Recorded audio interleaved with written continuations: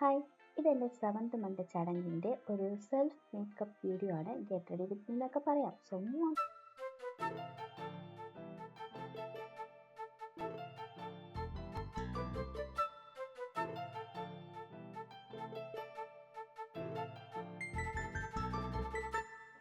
ആദ്യം നമുക്ക് കളർ കറക്റ്ററിൽ നിന്ന് സ്റ്റാർട്ട് ചെയ്യാം. സോ ഓറഞ്ച് കളർ കറക്റ്റാണ് ഞാൻ എടുത്തിട്ടുള്ളത്. ആ ഒരു പിഗ്മെൻറ്റേഷൻ മറയ്ക്കാനായിട്ട് നല്ലപോലെ ശ്രമിക്കുന്നുണ്ട് ഞാൻ. പിന്നെ ഈ ഒരു ചടങ്ങ് നടന്നത് മെയ് മാസത്തിലാണ്. മെയ് മാസത്തിൻ്റെ ചൂട് എല്ലാവർക്കും അറിയാം. ചൂടും വേർത്ത് ഒലിച്ചും അതിൻ്റെ ഇടയ്ക്കൊരു മേക്കപ്പും, അങ്ങനെയൊക്കെയാണ് സംഭവം. അങ്ങനെ ഞാൻ കളർ കറക്റ്റർ ഇട്ട് കൊടുത്തിട്ടുണ്ട്. പിന്നെ 5ാം മാസത്തിൽ നിന്നും 7ാം മാസത്തിലേക്ക് കയറിയിട്ടുണ്ട്. 5ാം മാസത്തിൽ നിന്നും 7ാം മാസത്തിലേക്ക് വരുമ്പോൾ മേക്കപ്പിൽ കുറേ ഡിഫറൻസ് ഒക്കെ ഞാൻ വരുത്തിയിട്ടുണ്ട്. ആൻഡ് എനിക്ക് നല്ല ഡിഫറൻസ് ഉണ്ട്. ഞാൻ നല്ല രീതിയിൽ അത്യാവശ്യം വണ്ണം വെച്ചിട്ടുണ്ട്. ഫേസ് സ്കിന്നൊക്കെ ഡള്ളായിട്ടുണ്ട്.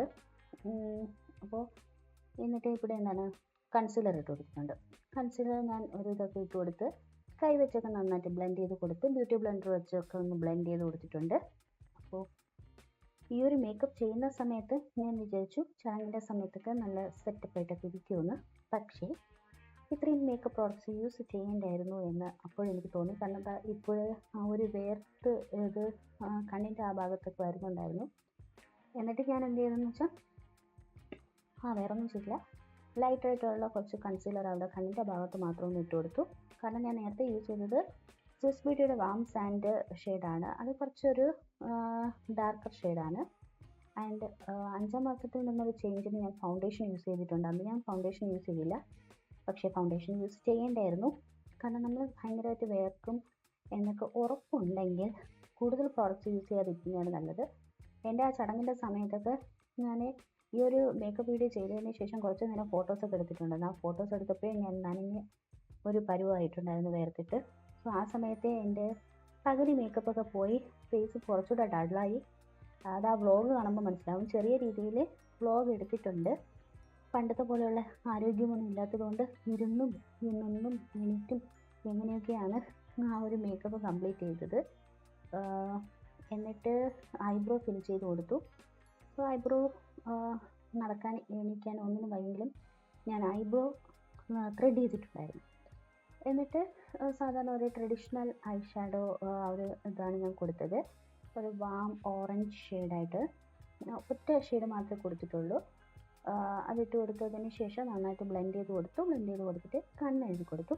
സോ ഇത് ഫസ്റ്റ് ടൈം ഡാസ്ലറിൻ്റെ കാജൽ യൂസ് ചെയ്യാണ്. ഡാസ്ലറിൻ്റെ ഐലൈനർ എനിക്ക് ഭയങ്കര ഇഷ്ടമാണ്. കാജൽ പക്ഷേ ഞാൻ അങ്ങനെ യൂസ് ചെയ്തിട്ടില്ല. ലാക്മിയുടെ ഒക്കെ ഞാൻ എപ്പോഴും യൂസ് ചെയ്യാറ്.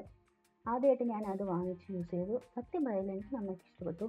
കുറച്ചുകൂടെ ഹൈ ബ്രാൻഡായിട്ടുള്ളതിനെയൊക്കെ യൂസ് ചെയ്തിട്ടില്ല. എന്നാലും മറ്റ് ബ്രാൻഡ്സിനെ കമ്പയർ ചെയ്യുമ്പോൾ എനിക്കത് ഇഷ്ടപ്പെട്ടായിരുന്നു.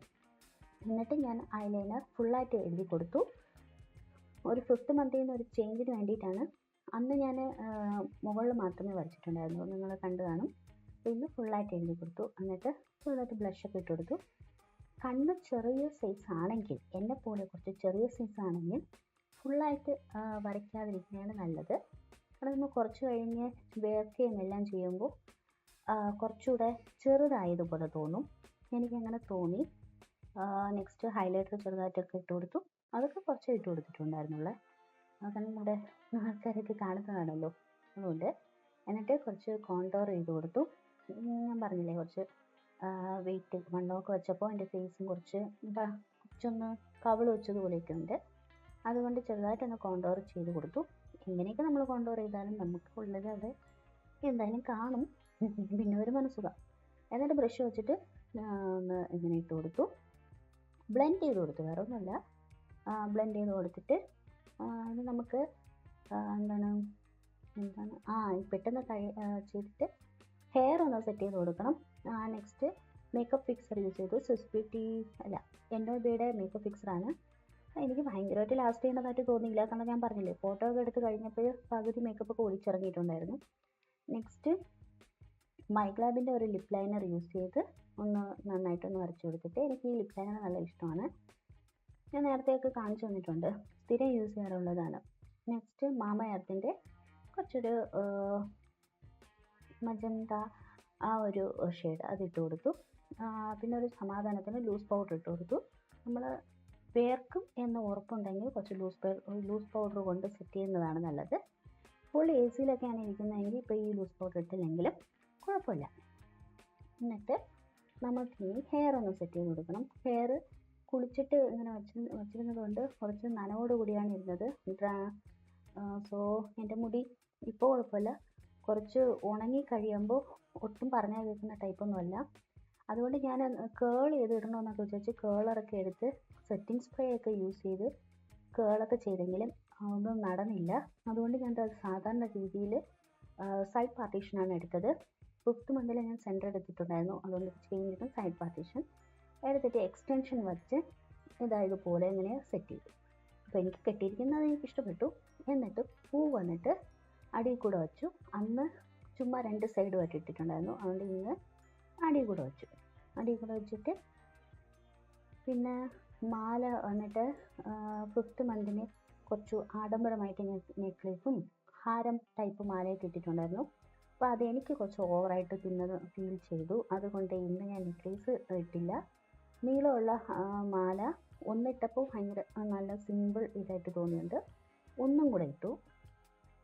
അങ്ങനെയാണ് മാല ഇട്ടത്. എന്തായാലും ഒരു വഴിക്ക് പോവല്ലേ, അതുകൊണ്ട് 2 ഇട്ടുകൊണ്ട് പോകണമെന്ന് വിചാരിച്ചു.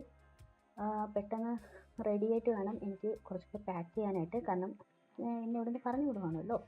7th മന്ത് വിളിച്ചിട്ട് പോകുന്ന ചടങ്ങാണ്. പിന്നെ കയ്യിൽ വള വന്നിട്ട് ഡ്രസ്സിന് മാച്ചായിട്ടുള്ള രീതിയിൽ, അത്ര മാച്ചല്ലെങ്കിലും എനിക്ക് ഇഷ്ടപ്പെട്ടു ഇത്, അതുകൊണ്ട് അങ്ങനെ ഇട്ടു. പിന്നെ കുപ്പിവള ഞാൻ പിന്നെ ഊരി കേട്ടോ. ഊരിയിട്ട് വേറെ വള ഇട്ടിട്ട് കുപ്പിവള എനിക്ക് വളക്കാപ്പൊക്കെ ഇഷ്ടമായതുകൊണ്ട് എൻ്റെ ഒരു ആഗ്രഹത്തിന് വേണ്ടിയിട്ട് എൻ്റെ ഫാമിലിയിലുള്ളവർ ഈ 7th മന്തിൽ തന്നെ കുപ്പിവള ഇട്ട് തന്നിട്ടുണ്ടായിരുന്നു. അത് ഇവിടെ അങ്ങനെ ആരും ചടങ്ങായിട്ടില്ല, എൻ്റെ ഒരു ആഗ്രഹത്തിന് വേണ്ടിയിട്ട് നടത്തി തന്നതാണ്. ആ വ്ളോഗിലുണ്ട്. വ്ളോഗ് വലുതായിട്ടില്ല, ഞാൻ അപ്ലോഡ് ചെയ്യാം. സോ അപ്പോൾ വ്ളോഗിൽ ബാക്കിയുണ്ടായിരിക്കും.